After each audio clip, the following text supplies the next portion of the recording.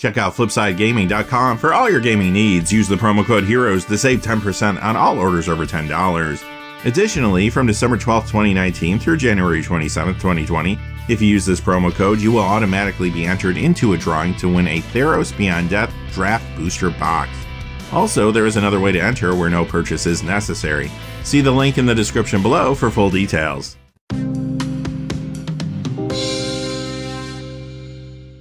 Hey there, this is John from Heroes and Legends, and welcome to another day of Theros Beyond Death previews. We have a lot of cards to take a look at today, actually. A lot of cool stuff came out. Quick reminder, though, before we get into it, if you go over to FlipsideGaming.com right now, you can use the Heroes promo code, as always, to save some cash. However, right now when you use it, you are also entered into a drawing to win a Theros Beyond Death Draft Booster Box. And if you want to, you actually can use the promo code to save when you pre-order Theros Beyond Death Draft and collect your booster boxes right now, too. Using the promo code does support the channel, which is always appreciated, so thank you. But without any further ado, let's get into it. Brien Giants. First and foremost, great limited common in this set. If you're able to pick this up early in a draft, you might want to do so. There's going to be so much support around it with enchantments, enchantment creatures, and such, that this could come out pretty early and be pretty difficult to deal with. When it comes to standard, this card does have some things going against it. First off, yes, it is battlefield dependent. I mean, you don't want to play this thing on turn 7, right? You want to get this out relatively early. Secondly, it doesn't have an enters the battlefield effect. It doesn't have trample. It doesn't have evasion. So without these type of things going on, the card could fall a little bit flat at times. With that being said, though, I do think this might see a little standard play if a very heavy and efficient enchantment deck can get out there. Maybe it could show up in another format too, like Pauper, for example. Thirst for Meaning. This is very reminiscent of a powerful Magic card from the past, Thirst for Knowledge. Overall, I think Thirst for Knowledge will continue to be the stronger card of the two, just because artifacts are played more than enchantments, generally. However, when it comes to this upcoming standard or the limited environment for Theros Beyond Death, this is going to be extremely good. Cheap casting cost, instant speed, you're going to be able to draw 3 cards and then you can discard 1 if you discard an enchantment, or you discard 2. What's nice about that is if you're in an enchantment heavy build in standard, for example, then wonderful, I don't have as much of a drawback here. Or if I'm playing with the escape mechanic, then maybe I do want to discard the 2 cards and continue to populate my graveyard. This will definitely see standard play, I'm sure in some new builds, as well as some existing ones like Simic Flash and Dance of the Manse. In Draft or Sealed, you're going to be happy to see this card. In fact, in Draft, I think this could be a very high common pickup. Cling to Dust. This is a fantastic card to have in the standard format. It's going to deal with things that already exist, like Cauldron Familiar. And it's going to also deal with problems that could be coming, like some of the escape cards. Here's what I love about it. 1 black, instant speed, exile target card from a graveyard. That's phenomenal. Also, other upside built in. Maybe I cantrip, maybe I gain some life. Also, it has escape itself. Nothing wrong with that. This will definitely see standard play out of sideboards. Also, because this is cheap and it's an instant, I could see this showing up in a variety of different formats out of the sideboard. In Draft or Sealed, you might decide to keep this in your sideboard until you know you're going to need it. However, you could main deck this if you wanted to. There's a good chance you're going to find a target for it at some point, and even if you didn't, there's a very good chance that it can cantrip and you can replace it for just 1 black.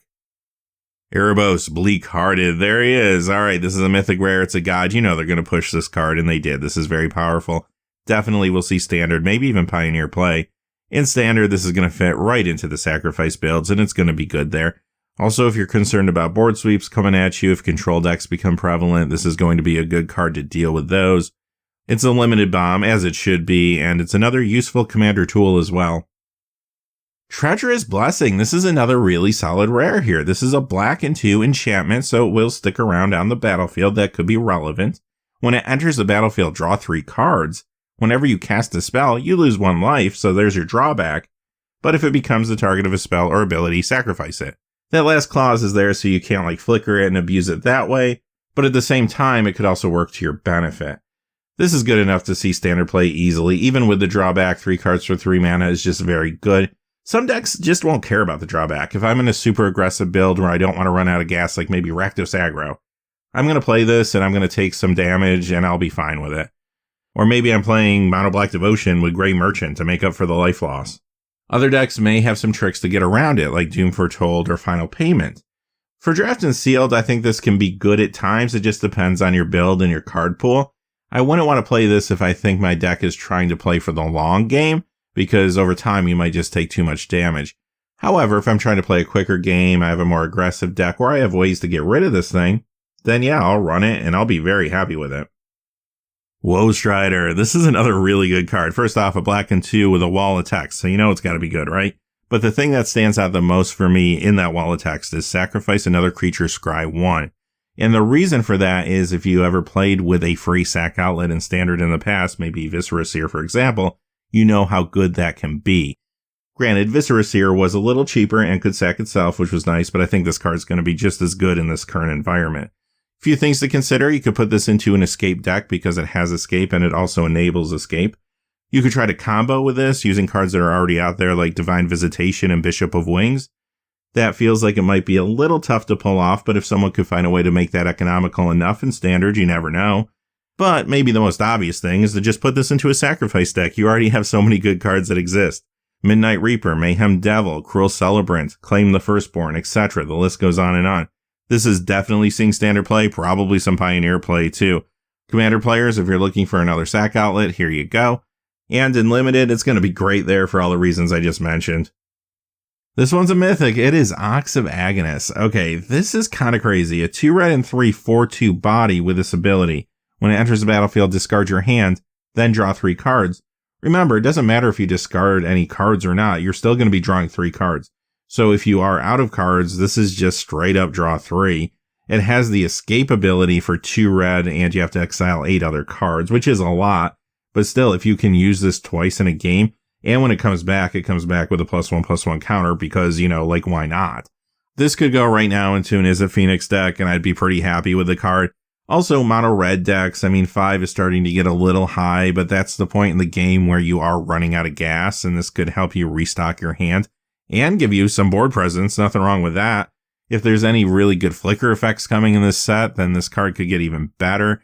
This also not only has escape, but can enable escape by letting you discard cards perhaps, so maybe there's an escape plan out there in Standard in the future that might want this. This could be a fun commander card, again with flicker effects. And when it comes to Limited, it's going to be fantastic for you there too. It's a mythic, it should be. Ultimately, another really strong card. Let's look at another crazy good red mythic. This is Purphoros, Bronze Blooded. This thing is going to cost you 5, a red and 4, but look what you are getting here. 7/6, and Devotion has to be 5 to turn it into a creature. But you know what? Other creatures you control have haste, and then check out this ability. A red and 2, you can put a red creature card or an artifact creature card from your hand onto the battlefield. Sacrifice it at the beginning of the next end step, kind of like Sneak Attack for a select group of creatures. They do have to either be artifact or red, but still. Imagine playing this with Ilharg the Razeboar. God Eternal Ronas. Ilharg could get Ronas into play. Or play Fires of Invention, and then you can go ahead and put the fires into play. And as the game goes on, you just put in big, hasty creatures. And on top of that, you can use your extra mana now for this ability to put more creatures into play, as long as you have them in your hand. That could lead to big damage really quickly. Yes, this is going to see Standard play. It's going to see Pioneer play too. Also works well with Enters and Leaves battlefield effects. You don't want to forget about that.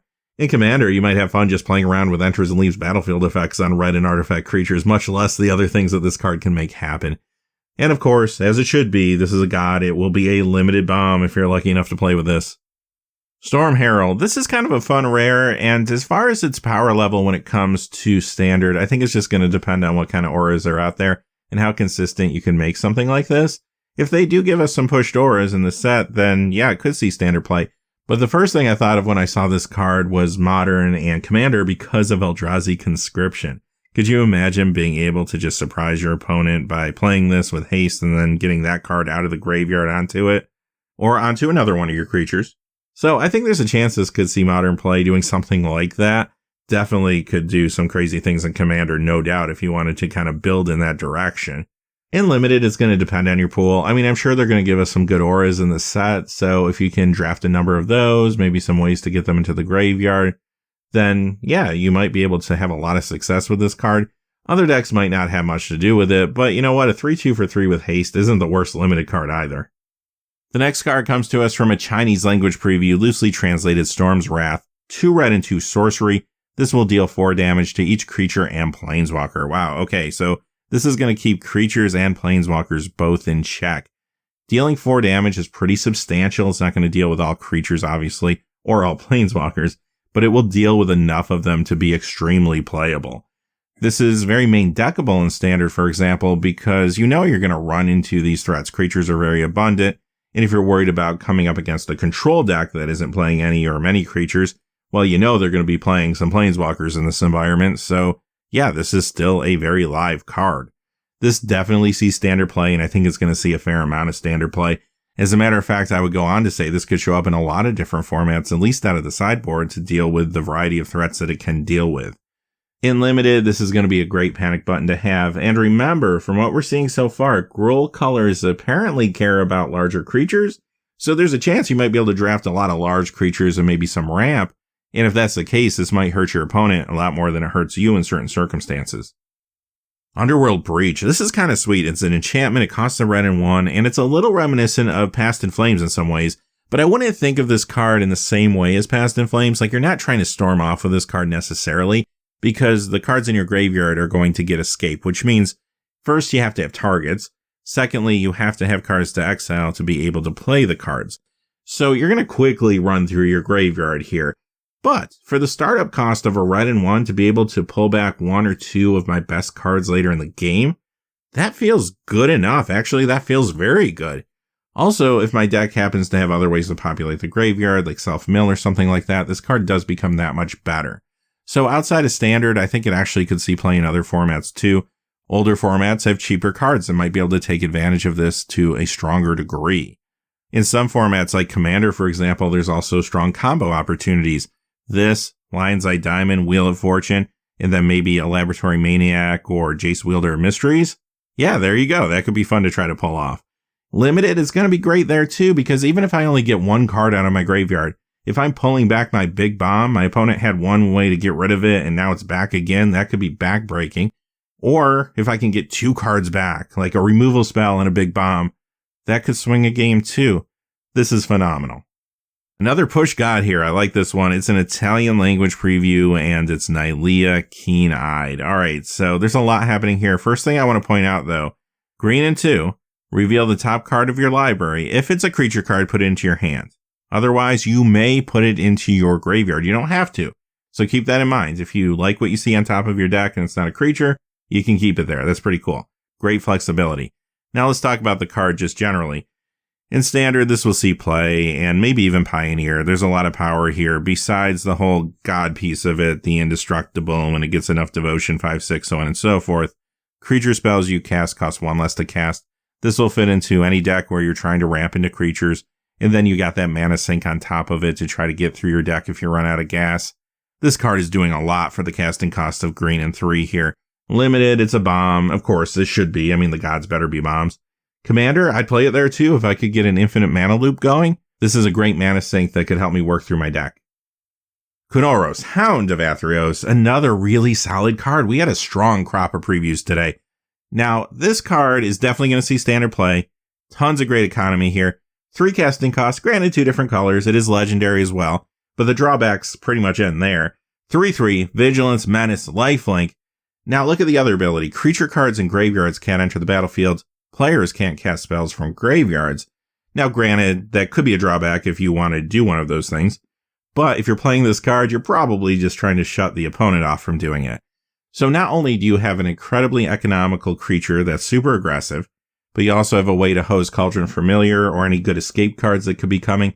Sure, this is going to see Standard play, and not just out of sideboards. This is very main deckable because the creature is so good. Limited, you got another rare bomb here. I mean, look at the economy again. If you can get by with this, and Menace makes that easier. 6-point life swing? That's phenomenal. Now remember, the graveyard abilities do work against you too, so if you do have some good escape cards in your pool or something like that, you might have some decisions to make when it comes to your deck build. But ultimately, whenever this is on the battlefield, it's going to be doing some work for you.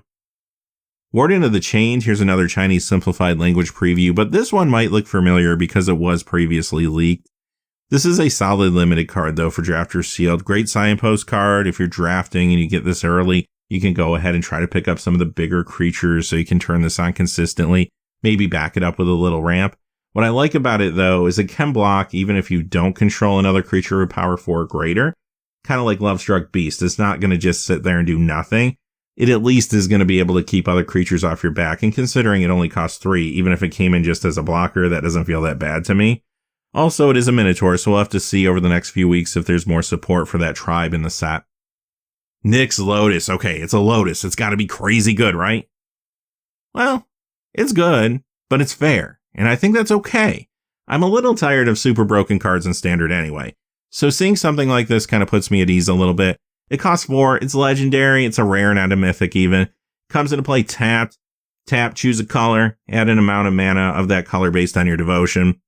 This feels like a safe way to kind of work something like Nykthos into the Standard format, and I'm fine with that. Nykthos can be very explosive. This feels much safer, much harder to break.